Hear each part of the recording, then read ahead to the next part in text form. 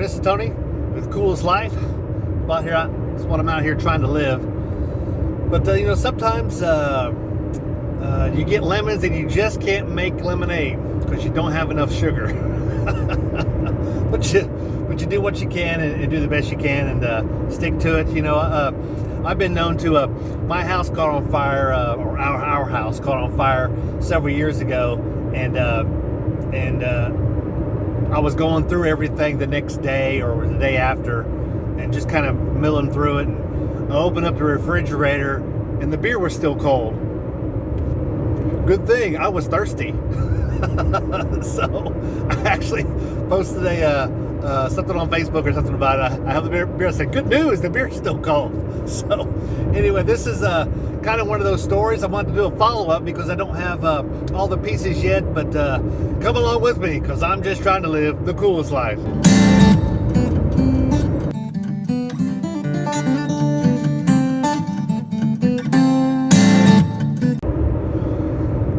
So here's the story. Here's how it starts.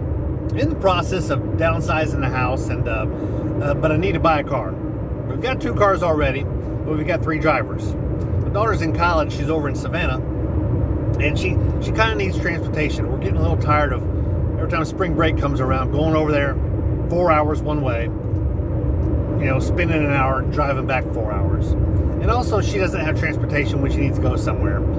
You can, I guess, ask friends, and you just get tired of. You kind of feel like a mooch sometimes when you're always asking for a ride to someplace. So anyway, the point is getting her car. So we go looking, and we test drive, I don't know, 5 or 6 different cars, and I kind of want to find one from an individual for obvious reasons. I don't want to pay the dealer markup.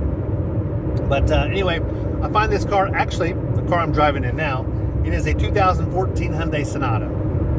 So get the test drive, everything looks good. If you might see from my other videos, I'm actually an automobile inspector. Now, I'm not this big giant certified inspector. I'm not one of those kind of inspectors. Forgive this road, it's a little bumpy. I'm not one of those inspectors. I'm a mechanical inspector for specific things.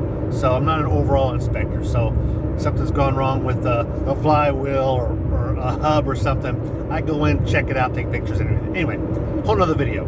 Go check it out. But I check out this car, and I did kind of notice there was something going on with the rear end of it. The fenders look great and everything. So anyway, it is registered in Alabama. Now on the title it says rebuilt, which should have been a little bit of a flag. But I'm thinking, well, maybe the title itself was rebuilt. Maybe they lost the title and they had to go find other paperwork for it and get a new title rebuilt. Okay, so anyway, so I go here into Georgia, which is where I live, and they won't take it. And they say, we've got a list of authorized inspectors in the state of Georgia. And although you live in a city of 210,000 people, there's no certified inspector approved by the government to do this inspection. I'm like, so where do I have to go? They give me a list, and I choose Fort Valley. Fort Valley is home of Fort Valley State University. The whole city is probably 30,000 people. Maybe 20. Anyway, so I got to drive an hour to Fort Valley. I get there, and the guy, he says, any issues? And I'm up front. I tell him, I said, yeah, I think there may be an issue in the back end. I noticed some pieces were loose as far as the coverings and everything. So he pulls it up all it. It looks back. He's like, yep, this thing's been wrecked. It had a rear end collision. It didn't affect the wheels, not that hard of a rear end collision, but it affected the frame. And it looks like that the people that fixed it superficially. Basically, they fixed the lights, and because one of the lights was probably broken, and they fixed the bumper, got it repainted, and put another one back on, or whatever they did. The point is they fixed it superficially. Man, this road is bumpy. Forgive me for the bumpy roads. It's not potholes. Switch this other lane. So he says, I can't approve this for you to get your tags. So you'll need to get it fixed and bring it back to me. And also, I need to see the spot welds. They can't cover it up with the putty They need to cover it up with the putty, but after I see the spot welds. I said, how much is this going to cost? He said anywhere between $1,200 and $3,500. I just spent $8,000 for this car. Does it drive well? Yeah, it drives pretty good. I'm driving it right now. And it's in great shape. It really is. Seats are in great shape. You know, no issues. Everything works. Even satellite radio, whose account it's on, but I temporarily got satellite radio. Everything works. Door handles, AC, the whole works.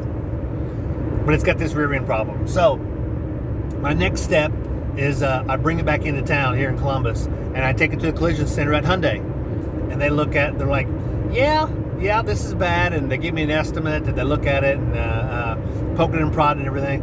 Yeah, but this needs to be replaced, and that piece needs to be replaced. It's going to be $3,200, but that's just an estimate. That's what we feel is that'll probably more than take care of it, because we're guessing a little high on it.